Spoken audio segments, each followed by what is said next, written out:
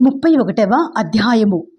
నేను నా కన్నులతో నిబంధన చేసుకుంటుని, కన్యకను నేనేలాగు చూచుదును.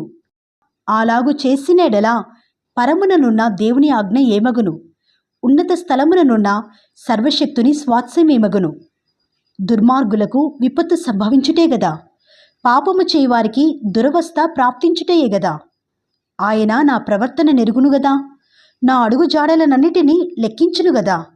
అబద్ధీకుడనై నేను తిరుగులాడినెడలా, మోసము చేయుటకై నా కాలు త్వరపడినెడలా, నేను యథార్థుడనై ఉన్నానని దేవుడు తెలుసుకున్నట్లు న్యాయమైన త్రాసులో ఆయన నన్ను తూచునుగాక.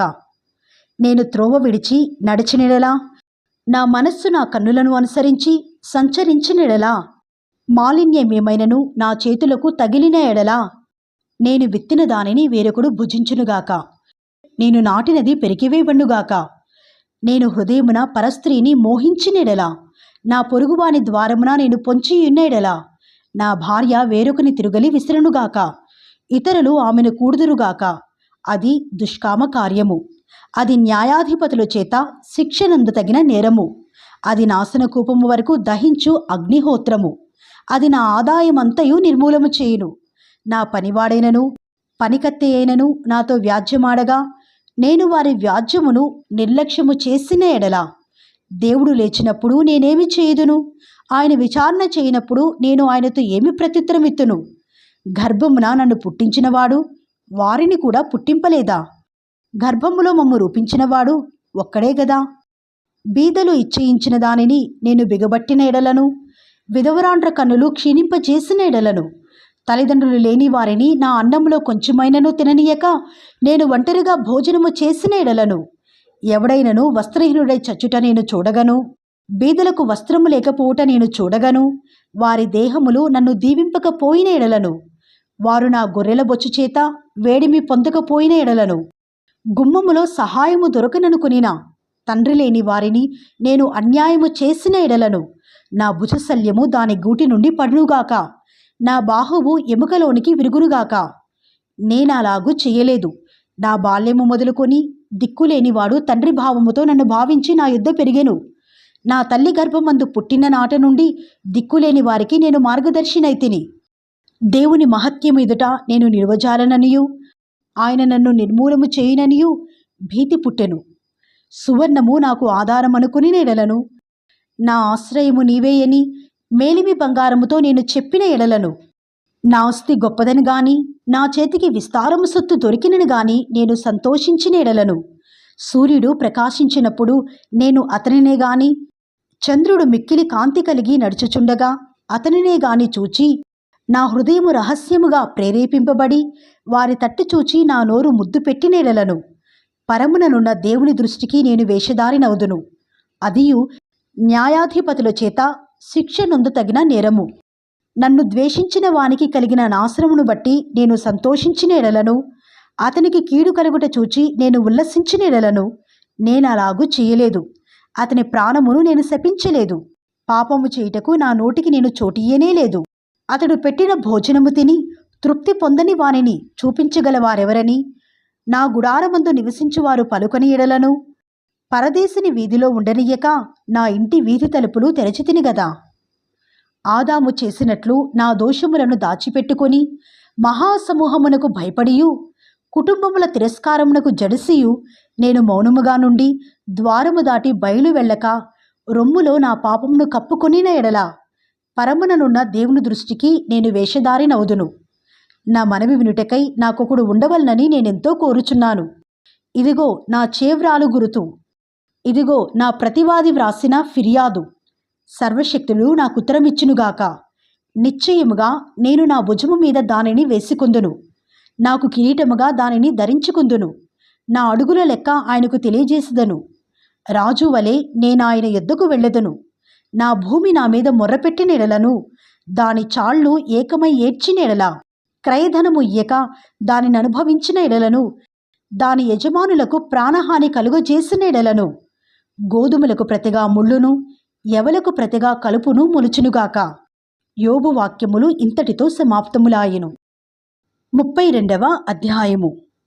యోబు తన దృష్టియందు తాను నీతిమంతుడయ్యున్నాడని ఆ ముగ్గురు మనుషులు తెలుసుకొని అతనికి ప్రత్యుత్తరము చెప్పుట చాలించిరి. అప్పుడు రాము వంశస్థుడును బూజీయుడును బరకేయేలు కుమారుడునగు ఎలీహు యోబు దేవుని కంటే తానే నీతిమంతుడైనట్లు చెప్పుకుంటే చూచి అతని మీద బహుగా కోపగించెను. మరియు యోబు యొక్క ముగ్గురు స్నేహితులు ప్రత్యుత్తరమేమియో చెప్పకయే యోబు మీద దోషము మోపినందుకు వారి మీద కూడా అతడు బహుగా కోపగించెను. వారు ఎలీహు కన్నా ఎక్కువ వయసు గలవారు గనుక అతడు యోబుతో మాటలాడవల్లని కనిపెట్టి ఉండెను. అయితే ఎలీహు ఆ ముగ్గురు మనుష్యులు ప్రత్యుత్తరమేమియూ ఏకపోవుట చూచినప్పుడు అతని కోపము రేగెను. కావున బూజీయుడైన బరకేయేలు కుమారుడగు ఎలీహు ఈలాగు మాటలాడసాగెను. నేను పిన్న వయస్సు గలవాడను, మీరు బహువృద్ధులు. ఆ హేతువు చేతను నేను భయపడి నా తాత్పర్యము మీకు తెలుపుటకు తెగింపలేదు. వృద్ధాప్యము మాటలాడదగును, అధిక సంఖ్య గల ఏండ్లు జ్ఞానము బోధింపతగునని నేననుకుంటుని. అయినను నరులలో ఆత్మ ఒకటి ఉన్నది. సర్వశక్తులకు దేవుని ఊపిరి వారికి వివేచన కలుగజేయును. వృద్ధులు మాత్రమే జ్ఞానవంతులు కారు, బహు వయస్సు గలవారు ఒకప్పుడు న్యాయము తెలిసిన వారు కారు. కావున నేను నా మాటను అంగీకరించుడని మనవి చేసుకొనుచున్నాను. నేను సహితము నా తాత్పర్యము తెలుపుదును. ఏమి పలుకుదుమా అని మీరు యోచన చేయుచుండగా నేను మీ మాటల కొరకు కనిపెట్టుకుంటుని. మీ అభిప్రాయములు చెవిని వేసుకునుటకై మీరు చెప్పిన వాటికి బహు జాగ్రత్తగా చెవి ఇచ్చి తిని. అయితే మీలో ఎవరునూ యోబును ఖండింపలేదు, ఎవరునూ అతని మాటలకు ప్రత్యుత్తరమియ్యలేదు. కావున మాకు జ్ఞానము లభించినదనియు దేవుడే గాని నరులు అతని జయింపనేరరనియు మీరు పలుకకూడదు. అతడు నాతో వాదమాడలేదు. మీరు చెప్పిన మాటలను బట్టి నేనతనికి ప్రత్యుత్తరమియ్యను. వారు ఆశ్చర్యపడి ఇకను ఉత్తరమియ్యకయున్నారు. పలుకుటకు వారికి మాట ఒకటియూ లేదు. కాగా వారికనేమియో ప్రత్యుత్తరము చెప్పకయున్నారు. వారు మాటలాడకపోవుట చూచి నేను ఊరకుందునా? నేను ఇయ్యవలసిన ప్రత్యుత్తరము నేనిచ్చెదను. నేనును నా తాత్పర్యము తెలిపెదను. నా మనస్సు నిండా మాటలున్నవి. నా అంతరంగముననున్న ఆత్మ నన్ను బలవంతము చేయుచున్నది. నా మనస్సు తెరువబడని ద్రాక్షారసపు తిత్తివలేనున్నది. క్రొత్త తిత్తుల వలె అది పిగిలిపోవుటకు సిద్ధముగానున్నది. నేను మాటలాడి ఆయాసము తీర్చుకునేదను. నా పెదవులు తెరచి నేను ప్రత్యుత్తరమిచ్చెదను. మీరు దయచేసి వినుడి. నేను ఎవరి ఎడలను పక్షపాతినై ఉండను. నేను ఎవరికిని ముఖస్థుతికై బిరుదులు పెట్టను. ముఖస్థుతి చేయట నా చేత కాదు. అట్లు చేసిన ఎడల నన్ను సృజించినవాడు నన్ను శీఘ్రముగా నిర్మూలము చేయును. 33వ అధ్యాయము. యోబు, దయచేసి నా వాదమును ఆలకించుము. నా మాటలన్నీయూ చెవిని పెట్టుము. ఇదిగో నేను మాటలాడనారంభించి తిని. నా నోట నా నాలుక ఆడుచున్నది. నా మాటలు నా హృదయ యథార్థతను తెలుపుచున్నవి.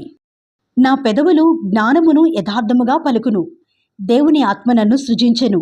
సర్వశక్తుని యొక్క శ్వాసము నాకు జీవమిచ్చెను. నీ చేతనైనెడలా నాకుత్తరమిమ్ము. నా ఎదుట నీ వాదము సిద్ధపరచుకొనుము. వ్యాజ్యమాడము. దేవుని ఎడలా నేనును నీ వంటి వాడను. నేనును జిగిటమంటితో చేయబడిన వాడనే. నా వలని భయము నిన్ను బెదిరించదు. నా చెయ్యి నీ మీద బరువుగానుండదు. నిశ్చయముగా నీ పలుకులు నా చెవిని పడెను. నీ మాటల ధ్వని నాకు వినబడెను. ఏమనగా, నేను నేరము లేని పవిత్రుడను, మాలిన్యము లేని పాపరహితుడను. ఆయన నా మీద తప్పులు పట్టించుటకు సమయము వెతుకుచున్నాడు. నన్ను తనకు పగవానిగా భావించుచున్నాడు. ఆయన నా కాళ్లను బొండలో బిగించుచున్నాడు. నా త్రోవలన్నిటినీ కనిపెట్టుచున్నాడని నీవనుచున్నావు. ఈ విషయములో నీవు న్యాయము కనిపెట్టలేదు. నేను నీకు ప్రత్యుత్తరము చెప్పెదను.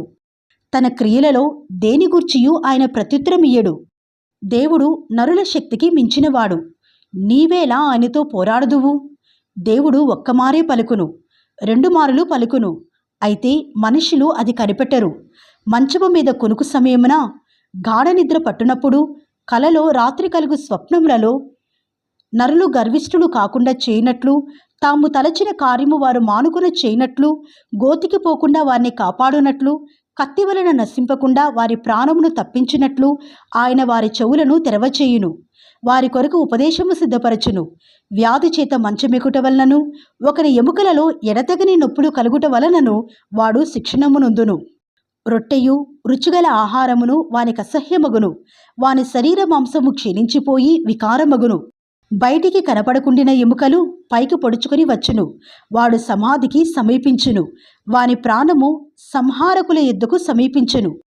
నరులకు యుక్తమైనది ఏదో దానిని వానికి తెలియజేయుటకు వేలాది దూతలలో ఘనుడగు ఒకడు వానికి మధ్యవర్తి అయి ఉండినేడలా దేవుడు వాని యందు కరుణ చూపి పాతాళములోనికి దిగి వెళ్లకుండా వానిని విడిపించును. ప్రాయశ్చిత్తము నాకు దొరికినని సెలవిచ్చును. అప్పుడు వాని మాంసము బాలుర మాంసము కన్నా ఆరోగ్యముగా నుండును. వానికి తన చిన్ననాటి స్థితి తిరిగి కలుగును. వాడు దేవుని బతిమాలుకుని నేడలా ఆయన వానిని కటాక్షించును. కావున వాడు ఆయన ముఖము చూచి సంతోషించును. ఈలాగున నిర్దోషత్వము ఆయన నరునికి దయచేయును. అప్పుడు వాడు మనుష్యులెదుట సంతోషించుచు ఇట్లని పలుకును, యథార్థమైన దానిని వ్యత్యాసపరచి నేను పాపము చేసి తిని, అయినను దానికి తగిన ప్రతీకారము నాకు చేయబడలేదు. కూపములోనికి దిగిపోకుండా నా ప్రాణమును ఆయన విమోచించియున్నాడు. నా జీవము వెలుగును చూచుచున్నది. ఆలోచించుము. నరులు సజీవులకుండు వెలుగు చేత వెలిగింపబడినట్లు కూపములో నుండి వారిని మరలా రప్పింపవల్లని మానవుల కొరకు 2 సారులు 3 సారులు ఈ క్రియలన్నిటినీ దేవుడు చేయువాడై ఉన్నాడు. యోబు, చెవిని పెట్టుము, నా మాట ఆలకింపుము, మౌనముగా నుండుము, నేను మాటలాడెదను. చెప్పవలసిన మాట ఏదైనా నీకున్న ఎడలా నాతో ప్రత్యుత్తరము చెప్పుము. మాటలాడము, నీవు నీతిమంతుడువని స్థాపింపగోరుచున్నాను. మాట ఏమీ లేని ఎడలా నీవు నా మాట ఆలకింపుము, మౌనముగా నుండుము, నేను నీకు జ్ఞానము బోధించెదను. 34వ అధ్యాయము.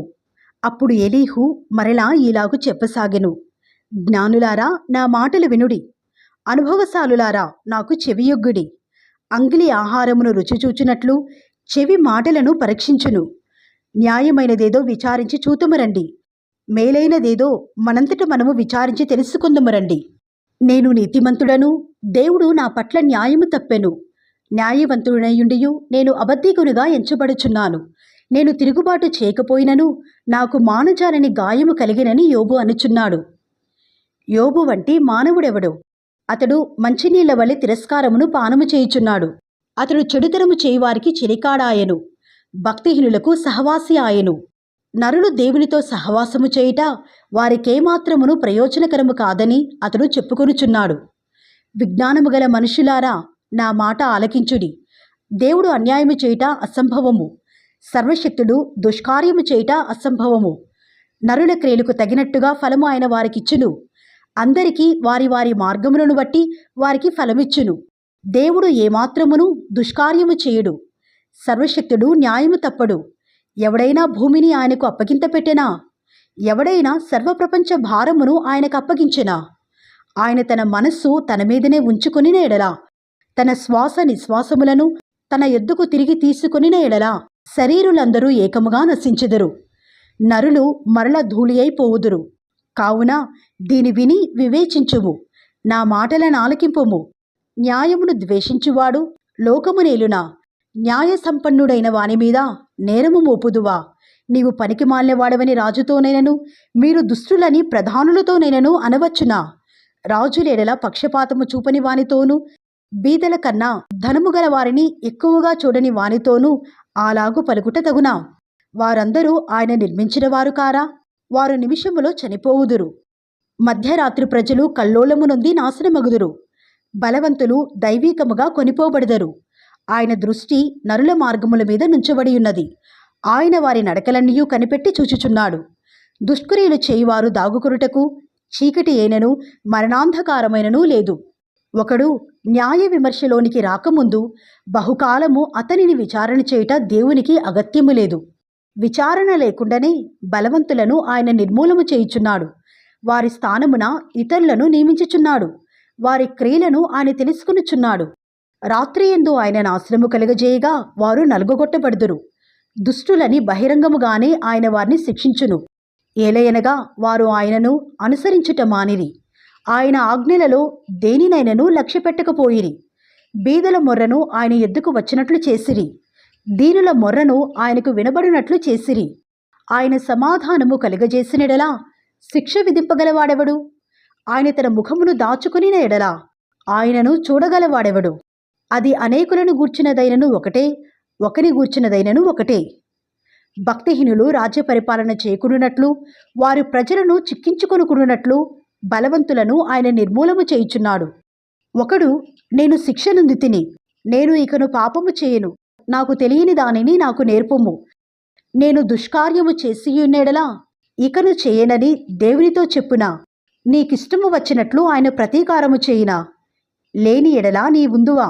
నేను కాదు, నీవే నిశ్చయింపవలెను గనుక నీవు ఎరిగిన దానిని పలుకుము. వివేచన గలవారు, జ్ఞానము కలిగి నా మాట వినువారు నాతో నీలాగు పలుకుదురు.